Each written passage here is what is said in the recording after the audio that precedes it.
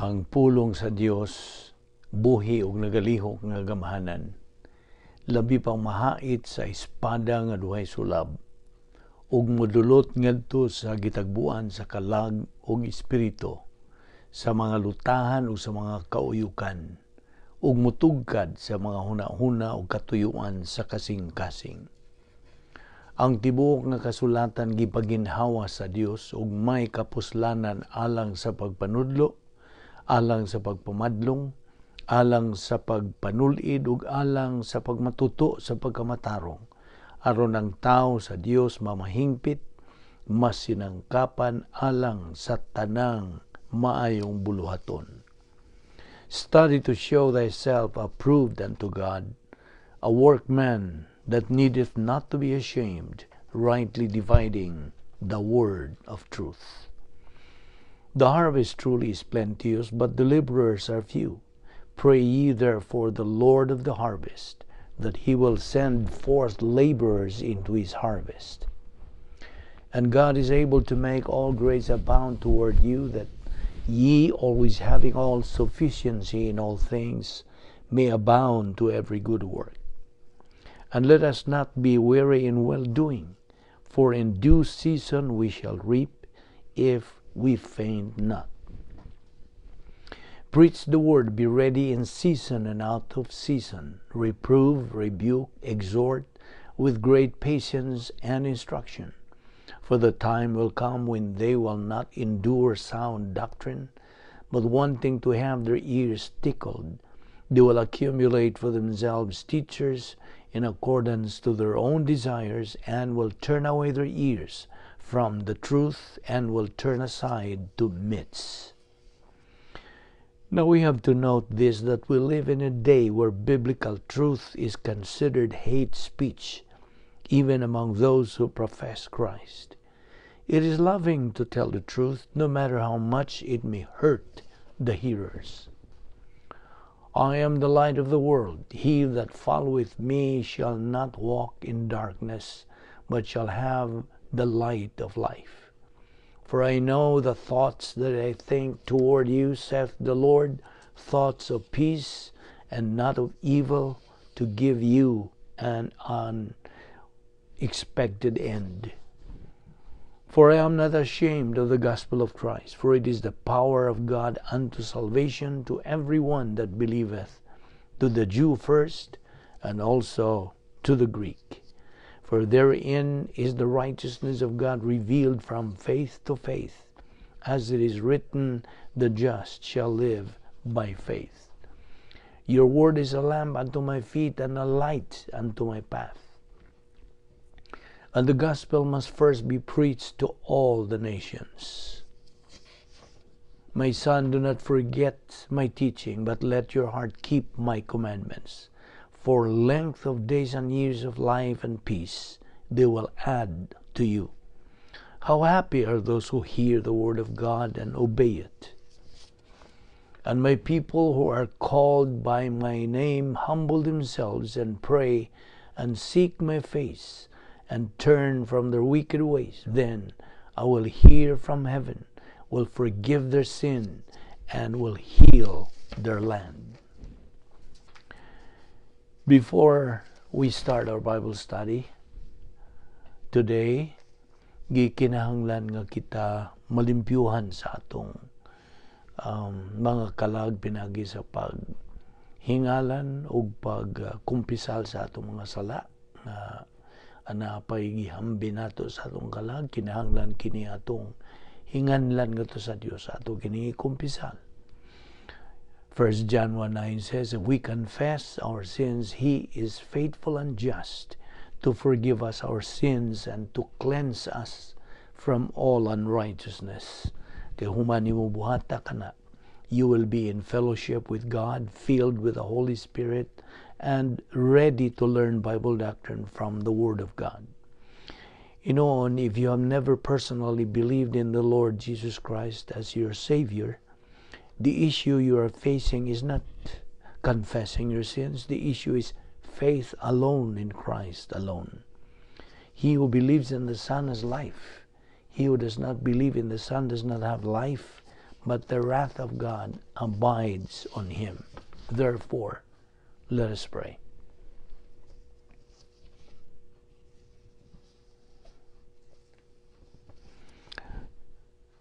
Let us pray. Heavenly Father, we are here once again because we love the Word, because we are members of the royal family of God through our faith in your Son, the Lord Jesus Christ. Because from eternity past, our life has had meaning and purpose and definition. Because we are commanded to take in the Word daily, just as we assimilate food daily. And we recognize that this is our briefing, this is our means of growth, this is the means of glorifying the Lord Jesus Christ.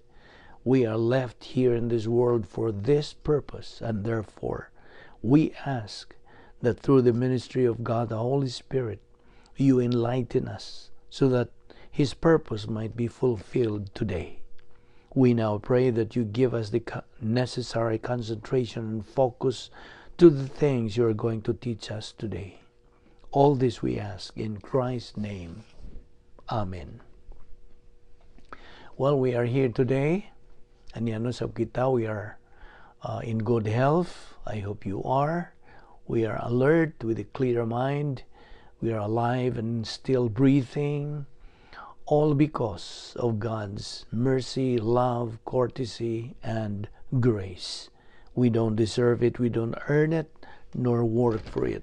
Why? Because it is grace. Magkapadayon kita sa atong paghisgot bahin sa doktrina sa mga panalangin, the Doctrine of Blessings. Now, ato nang gisgutan as a review nga dunay tuto ka bahin sa plano sa Dios at matag sakop sa kaliwatan sa tao. Una niini mao ang iyang plano, ang first, unang bahin sa iyang plano mao ang kaluwasan. Ana kini supporting verses. Acts 16:31 says, "Believe on the Lord Jesus Christ, and thou shalt be saved." He who believes in the Son has life. He who does not believe in the Son does not have life, eternal life, but the wrath of God abides on him. So mao kini nga buot sa Dios nga ang tanang tao maluwas. 2 Peter 3:9 says, "God is not willing that anyone should perish, but that all should come to repentance." Mao kanang unang bahin sa iyang plano. Ikaduha nga diin aniya kita mao kining ginganlan og believer in time. Human nimo dawata sa Ginoong Hesukristo. Oh, by the way, una nimo dawata siya, nakadungog ka sa mayang balita sa kaluwasan, tumuo ka kang Ginoong Hesus ug ikaw maluwas, ug imo siyang gidawat. Imo siyang gituuhan, ingon nga imong personal nga Dios ug manluluwas ug diha ikaw naluwas. Gisuluban ka na sa pagkamatarong sa Dios. Ikaw gisilyuhan sa Espiritu Santo. Gipanagihan ka na sa Dios. Ikaw na himong sakop sa arianong panimalay sa Dios. Ang imungan didto na patik na didto sa Lamb's Book of Life, dili na ka na mapahangtod sa hangtod, ug ikaw gisuluban na sa kinabuhing dayon, ug ikaw kalifikado na nga makig-uban, uban na sa Dios dito sa eternidad hangtod sa kahangturan. Kay ikaw kalifikado naman nga mahilangit. Busa mao kini ang pipila ka mga benefits, mga kaayuhan nga imong nadawat human nimo tuuhi si Ginoong Hesukristo ingon nga imong personal nga manluluwas. Og diha kita karon nagatutok sa ikaduhang bahin sa plano sa Dios, which is believer in time. Kay niya magita nining panahon nga kinabuhi na kita ingon nga mga Kristohanon, mga magtotoo. Og ang ikatulo nga bahin sa plano sa Dios mao na ang imo ng pag-uban sa Dios dito sa eternidad, because mao the third part of God's plan is believer in eternity. So, dinhikta mo ga tuto karon naga-concentrate sa ikaduhang bahin sa plano sa Dios, which is believer in time. So, ang mando kanato nga bersikulo mao kanang 2 Pedro 3:18 nga nagaingon, grow in grace and in the knowledge of our Lord and Savior Jesus Christ. 2 Peter 3:9 or 18. So mao nga subay na kita niini nga pakanon nga atong kalag pinagi sa pulong sa Dios, adlaw-adlaw natong pagtuon sa pulong sa Dios kay mao man kaniyang kalanon sa atong kalag. Matthew 4:4 says, man does not live by bread alone, but by every word that proceeds from the mouth of God. So, niya kita nagahisgot bahin ining doktrinas mga panalangin o napatingali uban sa mga magtutuo nga mga bag-o pa nga nakadawat sa kaluwasan, napatingali uban nga mangutanag unsaon man pag-grow in grace and in the knowledge of our Lord and Savior Jesus Christ. Unsaon man ang pagtubo sa grasya kay balo. Unsaon man na kining atong gihimo karon, kini nga atong gitun-an ang pulong sa Dios, nagapakaon kita sa kalag, atong kalag og patubuon nato kini kay mao kini mando sa Dios. Og mao na kini ang atong process, ang mechanics nga kita makatubo diha sa grasya o kay balo kang Ginoong Hesukristo. Kini nga atong gihimo karon, gatuon ta sa grasya kay balo. Karon nahibaw ka nag unsaon pagtubo. Apan dili ka gihapon motubo og kutob ka sa imong pagdungog lang og di nimo dawaton og tuuhan ang itudlo. Kinahanglan imong dawaton, imong tuuhan nga kana kamatuoran gikan sa Dios. Otherwise dili ka motubo. You see how critical are these things? Dinhi kita mo padayon sa atong paghisgot niini. Aron kita makatuman sa gimando diha sa 2 Pedro 3:18, gikinahanglan ta ang pagpadayon sa pagtuon sa pulong sa Dios adlaw-adlaw on a daily basis through the grace apparatus for perception or GAP. Ginamit of course ang nakalanlaing mga doctrinal rationale nga atong gipanghisgutan last time sa atong panag-uban. Mga doctrinal rationale sa mapananglit sa salvation rationale, spiritual growth rationale, experiential sanctification rationale, post-salvation epistemological rehabilitation rationale, o ang faith rest rationale, escrow blessings rationale, Operation Z rationale, rebound technique rationale, spiritual momentum test rationale, edification complex rationale, God's 10 problem-solving devices rationale, o daghan pa kayo. Daghan pa gyud kayo. Mao nga di gyud mahurot na to kini atong pagatun-an, labihan sa pagkadaghan. Kung mao nga anara ka nato mo pahimuos bata pagkaton, pagkaton niini o paggamit niini, pagtuo niini sa atong kinabuhi, sa eksperyensya sa atong kinabuhi. Kaya mo man kini ang process nga gidisenyo, gidibuho sa Dios nga mo itumanon sa iyang mga anak. Ikaw kay anak naman sa Dios, naara nimo mosunod ka mas mando gihapon sa Dios o di. Apan mao kini ang atong gihisgutan nga mao kini ang lakang. These are the steps that we have to make in order or to be able to reach our spiritual maturity goal. Mao man kini ang atong common goal as believers.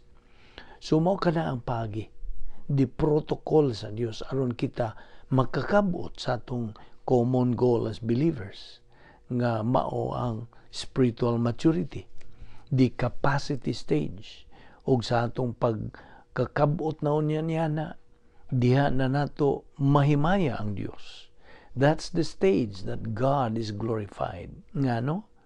Tungod sa atong pag-angkon o pagbaton na og katakos, capacity to receive and enjoy God's escrow blessings in time, dinhi sa panahon as believers in time. Tuod sa ato naon niyang pag-angkon sa capacity to receive God's blessings, that's also the stage where ikaw mahimo ng dangerous. Ako kang giingon last time nga nahimo ka ng dangerous, kuyawan na, mao na nga nahimo ka ng dangerous to Satan and his demons, mga demonyo, mga kaaway ni sa Dios, dangerous to the forces of evil, dangerous to unbelievers who are negative to the truth, dangerous to some believers na apay mga magtotoo kinsa mga negatibo sa kamatuoran. Ambot pasabot sa negatibo, daghang mga magtotoo nga atong dapiton sa pagsalmot, apil sa atong pagtuon sa pulong sa Dios nga sama niini. Di man lagi kini lang ang source niining pagtuon, kundi usa kini ka pagsangkap sa Dios nga atong pahimuslan. Daghan na ay mga kasimbahanan diha nga di ang mga pastor matinud-anon gyud sa ilang mga katungdanan, ingon nga mga pastor magtutudlo ug sayod sila nga ang ilagyong ingnon ta number 1 nga katungdanan mao ang pagtuon sa pulong sa Dios. Pagtuon unya itudlo. Pagtuon itudlo. Pagtuon tudlo. Pagtuon tudlo mo kana ang repetitious o mao ni paagi nga gimugna sa Dios aron ang mga anak sa Dios, mga magtotoo, ingon kanato makatubo lagi pinagi sa pagpakaon sa ilang mga kalag o pinagi niya ng pagkamakugihon sa usa ka pastor magtutudlo sa pagtuon o niya pagtudlo nini sa ilang tagsa-tagsa ka kongregasyon aron ang mga sakop sa maong kongregasyon magatubo. You see? Kay naaman diha ang sibsibanan kay kita gitandi man sa mga karniro. We are the sheep o ang shepherd mao si Ginoong Hesukristo o iya kining unsa iya kining gitugyan ngadto sa mga pastor magtutudlo nga mao kini ang magada sa iyang mga pulong aron sa pagpakaon niini ngadto sa iyang mga sakop sa kongregasyon. So nahimo ka na karon nga dangerous. Tungod kay dangerous ka naman sa kalibutan nga giduma ni Satanas. Kung hilabtan ka niining mga puwersa ni Satanas, they are going to be in trouble. Ako naman hinggi at niya itong miyaging panag-uban nato. Labot pa, ang tulo ka mga dagkong panalipod sa Dios ni ana kanimong hamtong nga magtutuo, musalir, mulihok na. O ang tulo ka mga dagkong panalipod sa Dios para sa hamtong nga magtutuo, hinumdum ka na ba?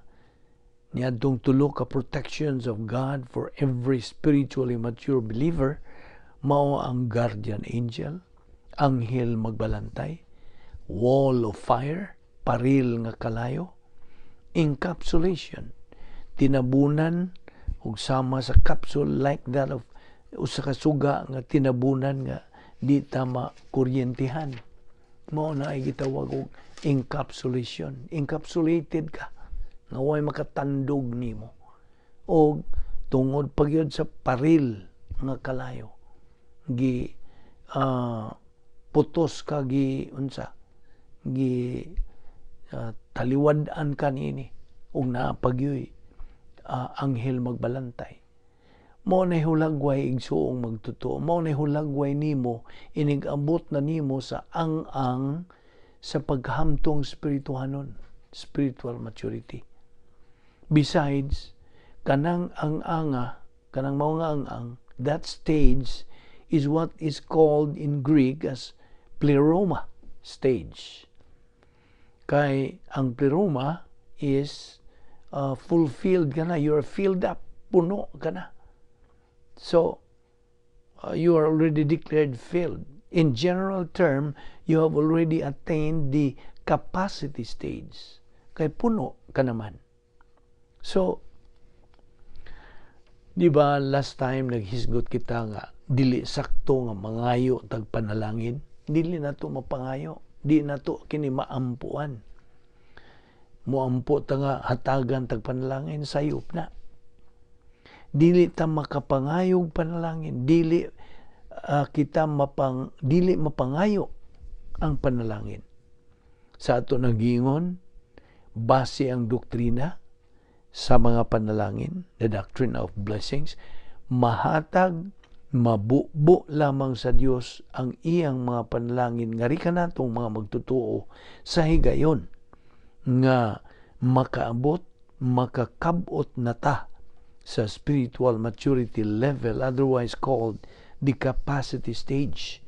Mao na ang nga ipakabot sa protocol nga plano sa Dios. In other words, that's the only way that all believers have to comply, have to follow, should we wish to receive God's blessings. Sa laktod nga pagkasulti, there is no other way that we can change God's policy, God's design, God's protocol kana. Dili na kana mausap. No, ato na usap nga gisgutan nga kitang mga magtutuo, we believers, we begin to experience the blessings of God at the point of salvation.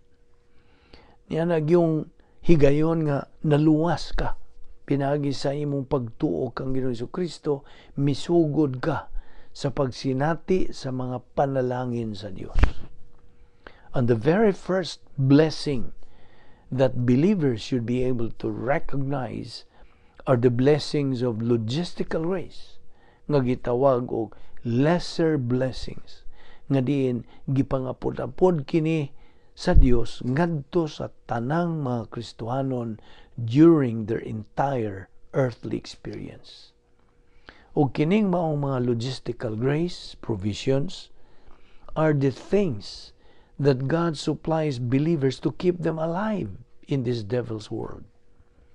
Timan inagyod na, mao nay tuyo sa Dios nga gihatagan kaniya niya ng logistical grace support aron ka makapadayon, makalahutay kas pagkinabuhi dinhi ning kalibutana, og aron ka makatuon sa iyang pulong, og sa baong paagi mutubo ka unta diha sa grasya ug sa kaibalo kang Ginoong Jesucristo, og lagi makakabot unta ka sa pagkahamtong spiritual maturity, then possess capacity to receive the escrow blessings in time.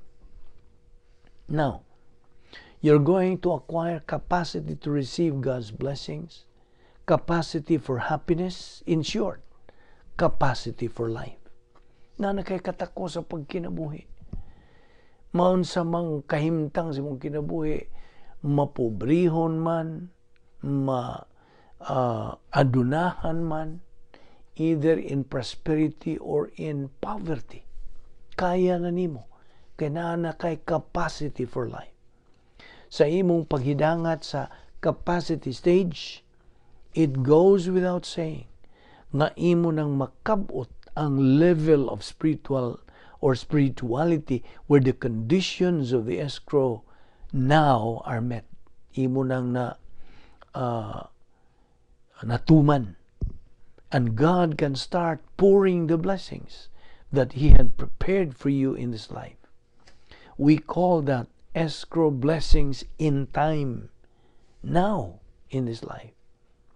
And because of that, atong makita nga ang maong mga panalangin nga escrow, dili maangkon kung wa kita katakos mo dawat niya na. Dili. God never blesses us in time until we have the capacity. So therefore, the condition of the escrow is spiritual capacity. Mao nga sublion, baliko nato sa pagpatinaw dinhi nga di nato maampuan, di nato mapangayo ang panalangin kay wa na masubay, you are out of line kaniya ng pagiha. If you insist to do that practice, you're just displaying your ignorance. You're just wasting your time. Remember always the popular principle. Ignorance of the law excuses no one. Ignorance of God's word excuses no believer. So, let me reiterate, let me repeat once more. God never blesses us in time until we have capacity, and therefore, prayer does not bring us blessing. No. Ang pagbubo sa Diyos sa iyang mga panalangin, mag-agad, dili sa atong pag-ampo, kundili mag-agad pinagi sa atong espiritual nga katakos o kahimtang. Capacity for blessing is in the soul and depends on metabolized doctrine circulating in your stream of consciousness. Pag tuyok-tuyok, diha sa imong pangisip, mutuyok-tuyok na, maglibot-libot na ang doktrina diha sa imong pangisip.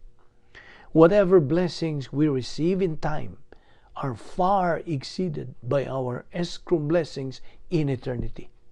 Uy, napadi ay tay escrow blessings in eternity?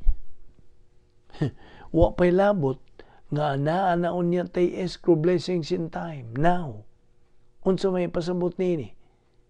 Paminaw, ang buot ipasabot ana, lagturon lang nato sa pagkasulti, kaya ang kasagaran musulti man og inig kamatay nimo, wa kay madaa. Di ba mo ni panultihon sa kadaghanan? Inig kamatay nimo, wa kay madaa. Karon sa atong pagtuon bahin niini, inig kamatay nimo, igsuong magtutuo na kay madaa. Okay? Mao na yung sikrito, ayaw na itugan sa uban. Kay paminaw, ang panalangin nga imong madawat niining kinabuhi karon tungod kay nakabot naman nimo ang katako sa pagdawat, dunay equivalent ana. That's going to be parlayed into blessings in eternity. Your blessings in time, escrow. Escrow, ang atong isgutan. Your blessings in time, your escrow blessings in time that you have received will be parlayed as blessings in eternity. Nga naman, hinumdumi, nga diha sa 1 Corinto Kapitulo 3, each one of us shall receive rewards in eternity. Tagsa ka na to. Because each one of us shall give an account of himself in Romans 14. Nakanas Roma 14. Matag usa ka nato manubag. Will give an account of ourselves. Mao bitaw nga karon atong makita nga ang panalangin mga butang kini sila nga di nato angay ipalabay-labay lang. Mga butang kini sila nga mahinungdanon sa kinabuhi sa usa ka Kristohanon tungod kay dunay panalangin sa eternity nga dili malabwan, dili matupngan sa panalangin nga atong madawat. Mao bitaw na nga mahinungdanon gyud kung nagadawat na kamog panalangin dinhi, ayaw gyud palinga sa maong panalangin. Do not be distracted by the blessings that you're receiving right now as a believer. You should always be able to look at the source of the blessings, because those blessings are going to also result in your rewards in eternity. Kasabot ka? And so therefore, atong makita, kining pagka-Christian usahay, murarbag discouraging. Diba?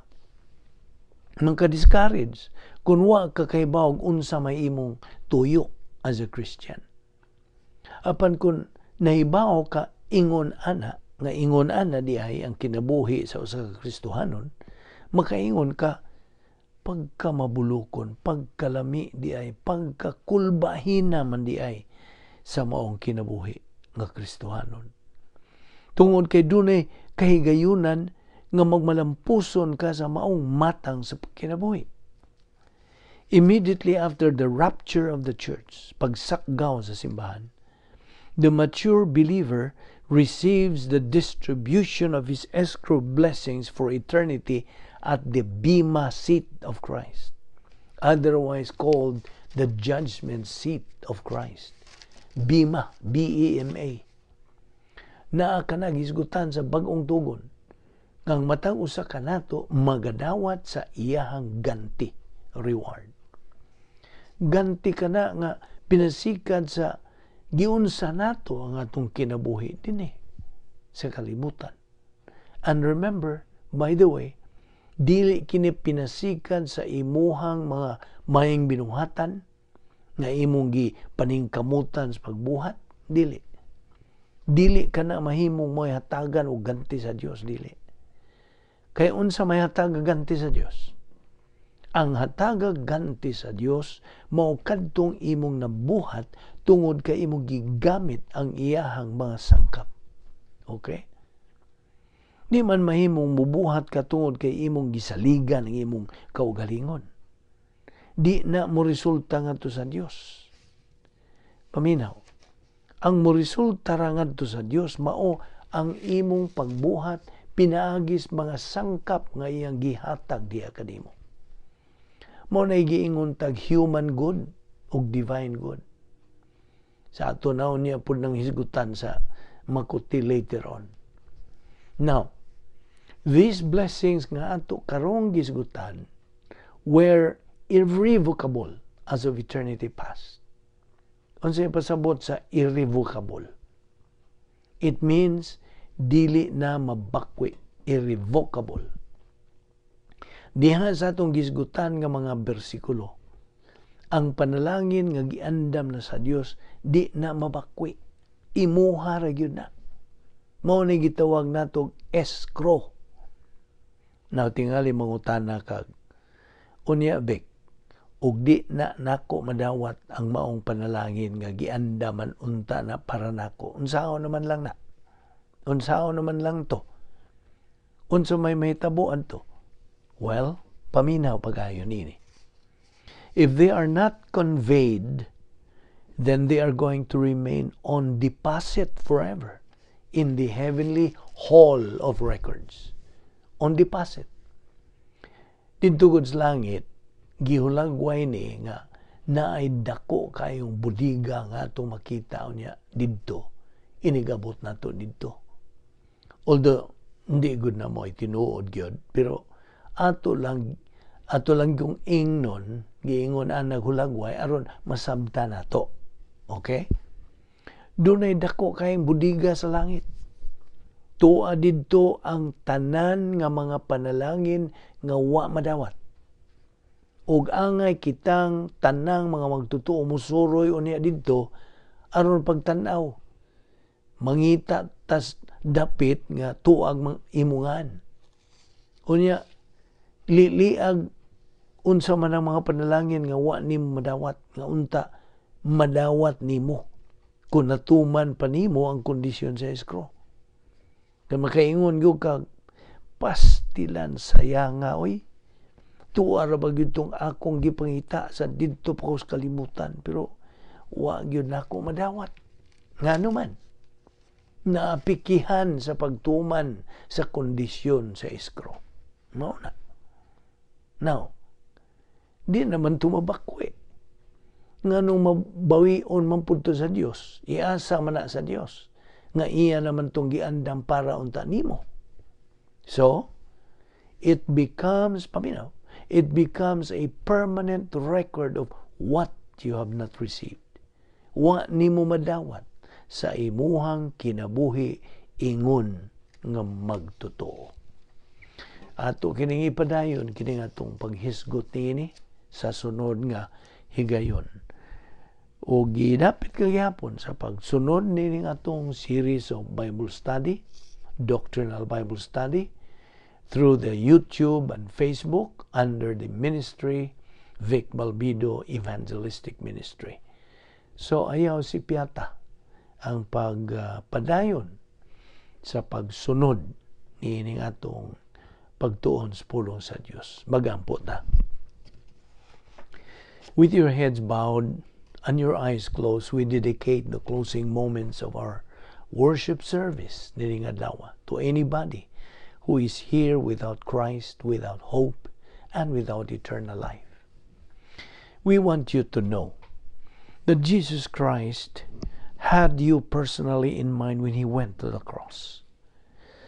Ug ang matag sala nga imong gibuhat, past, present, or future, has been imputed to Him and judged.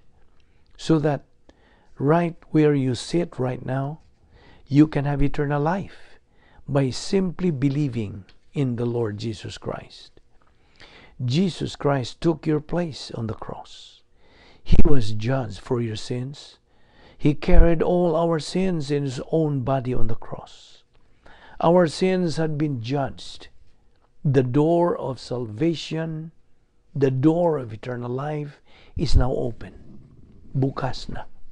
How do you walk through it? Anyone who believes in Jesus Christ shall never perish, but have eternal life. John 3:16. Right where you sit right now, you have the opportunity, you have the freedom, and you have the privacy to believe in Jesus Christ. Why? While your head is bowed, your eyes are closed, that means you have privacy in your soul. Your soul is where you think. Your soul is where you make your decisions. Volition or free will belongs to the soul. And right now, in the privacy of your soul, forming the sentences and thought only inaudibly, you can tell God the Father that you are believing in Jesus Christ. And that is the moment of eternal life for you. Your option, your opportunity. Therefore, believe on the Lord Jesus Christ, and thou shalt be saved. Magampo ta. We are grateful, Heavenly Father, for the privilege and the opportunity of fellowshipping in your word today. Challenge us by these things, for we ask it in the name of our Lord and Savior Jesus Christ. Amen.